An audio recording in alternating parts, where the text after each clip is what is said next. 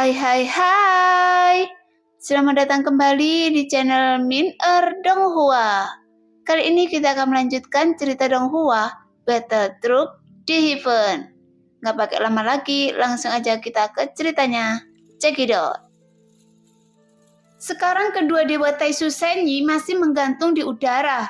Namun Xiaoyan masih dapat merasakan energi yang sangat besar dan agung di dalam tubuhnya. Meskipun sebagian besar dari energi ini telah dilepaskan selama pertempuran di dunia nyata Xuanyin, tetapi Xiaoyan tidak menyangka masih ada energi sebesar itu di Dewa Taisu Senyi. Lagi pula, tidak mudah memindahkan energi seperti itu ke dalam lautan sumber daya di pagoda kekosongan roh. Namun sebaliknya, energi yang penuh cukup agung ini mudah tertelan dan tidak dapat diserap dalam tubuh. Namun jika menyerapnya dalam jumlah besar, mungkin akan mengakibatkan bencana yang cukup serius.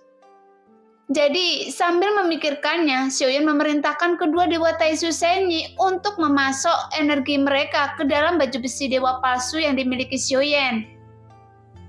Tepat ketika bayangan besar menutupi langit alam dewa kuno, sang ratu juga mengetahuinya, kemudian memberi perintah kepada para pasukan alam dewa kuno untuk tidak bergerak, sehingga tidak ada di antara mereka yang berani maju. Pada saat yang sama, sang ratu berjalan keluar dari pavilion Tianji dan melihat ke langit dengan kaki telanjang. Dengan matanya yang indah, dia menatap Longyan dan berkata, "Tingkat pertumbuhan anak ini sungguh mencengangkan. Sekarang dia telah menerobos keabadian kaisar hanya dalam waktu singkat. Jika itu terus berlanjut, mungkin anak ini juga akan menjadi malapetaka yang lebih mengerikan dari musuh. Karena jika dia terus tumbuh dewasa sepenuhnya, dia akan menjadi Jiu Wuqin yang sebenarnya." Jika diperhatikan dari kata-kata sang ratu, sepertinya dengan pertumbuhan Longyan yang sangat cepat ini, pasti akan membawa resiko yang cukup besar. Namun Longyan tidak memberitahu Xiaoyan akan masalah ini. Faktanya, dia sudah samar-samar menyadari betapa puasnya Jiu Wuqin. Pada saat ini, raungan keras tiba-tiba bergema di seluruh alam dewa kuno. Bahkan seluruh alam dewa kuno tampak bergetar hebat, yang membuat hampir semua orang yang berada di bawah mengangkat kepala mereka untuk melihat bayangan raksasa di langit. Bahkan beberapa prajurit di alam dewa kuno yang telah melihat kekuatan dewa Taisu Senyi menunjukkan ekspresi gugup di wajah mereka. Karena mereka menyadari bahwa itu adalah monster besar dari Taisu. Bagaimanapun mereka tidak tahu mengapa Dewa Taisu Senyi itu tiba-tiba muncul di langit alam dewa kuno. Pada saat yang sama, sosok Longyan yang masih di depan Xiaoyan tiba-tiba menghilang. Semua suara guntur yang meraung bergema di seluruh langit alam dewa kuno. Bahkan Xiaoyan juga merasakan ada badai besar yang menyapu seluruh langit, yang membuat kehampaan di mana kedua dewa Taisu Senyi berada tiba-tiba ditutupi kegelapan sebelum akhirnya menghilang tanpa meninggalkan jejak apapun. Melihat pemandangan itu, sosok Xiaoyan yang berdiri di udara juga dengan cepat menghilang. Hanya ketika dia muncul kembali, dia sudah berdiri di atas tanah. Kemudian dia mengangkat kepalanya sedikit, sehingga dia dapat dengan jelas melihat bayangan hitam yang sangat besar menutupi langit alam dewa kuno. Pada saat ini, Xiaoyan pertama kalinya melihat tubuh utama Longyan yang menggantung di seluruh langit alam dewa kuno.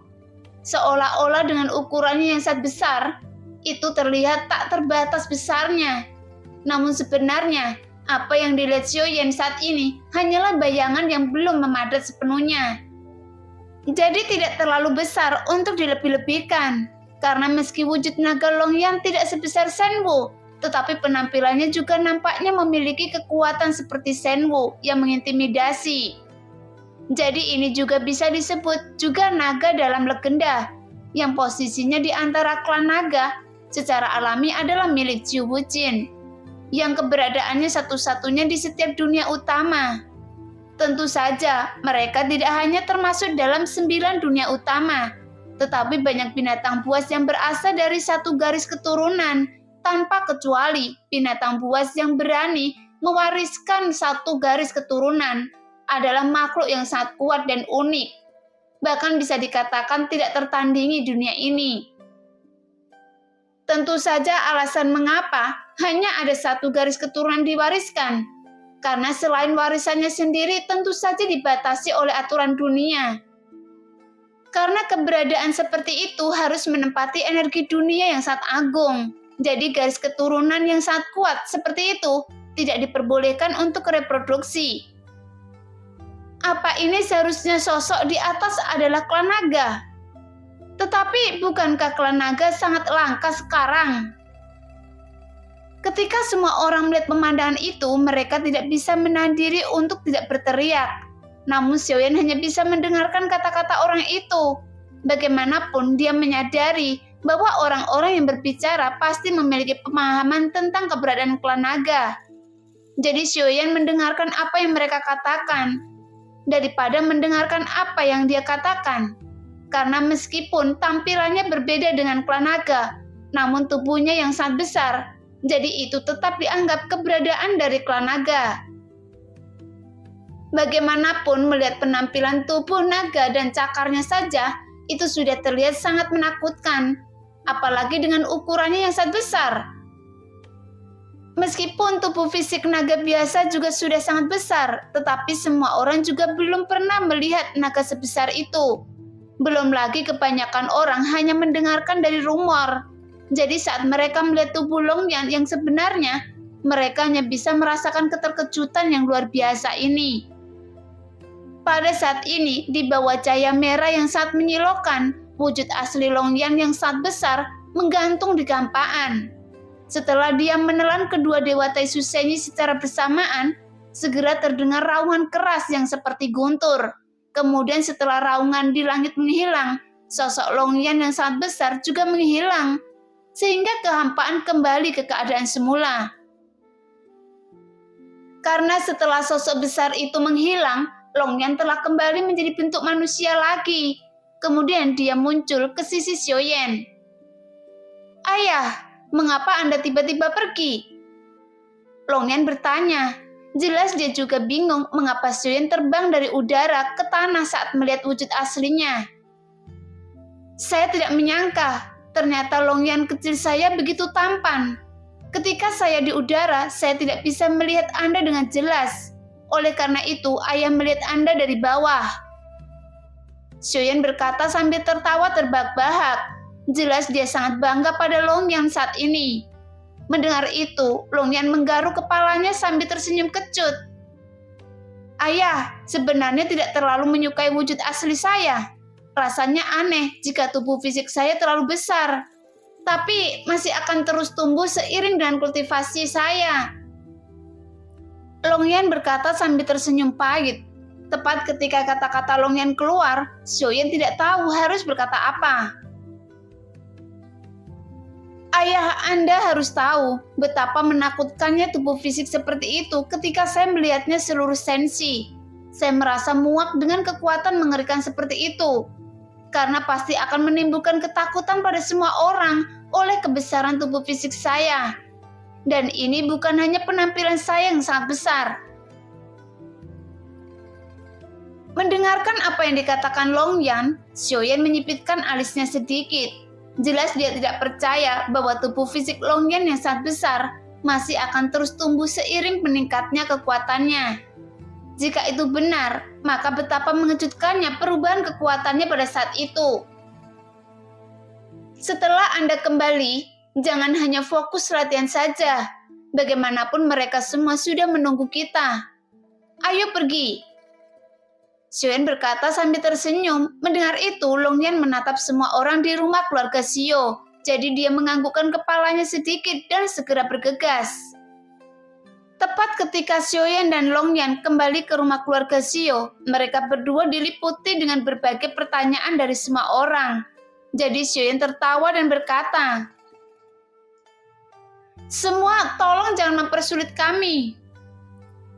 "Oke. Tidak peduli dari mana Longyan berasal dengan begitu banyak masalah yang dihadapi. Ayo kita minum." Laki-laki kedua menyela pertanyaan semua orang. Meskipun sebenarnya Xiaoyan sendiri juga sangat penasaran sama seperti semua orang. Tapi mereka hanya bisa menatap Longyan yang terlihat membosankan. Tapi mereka juga mengangguk dan tertawa terbahak-bahak. Bagaimanapun, mereka semua memahami temperamen Longyan, yang bahkan Longyan sendiri mungkin tidak paham tentang begitu banyak masalahnya. Pada saat ini, pesta itu tidak berlangsung lama, karena sebelum Xiaoyan berangkat, dia juga tidak bisa lepas dari cengkeraman istri-istrinya. Jadi Xiaoyan akhirnya memilih untuk menemui sang ratu. Pada saat yang sama di pavilion Tianji, sang ratu sudah mulai melukis lagi. Hanya saja isi gambar ini sangat berbeda dari gambar sebelumnya.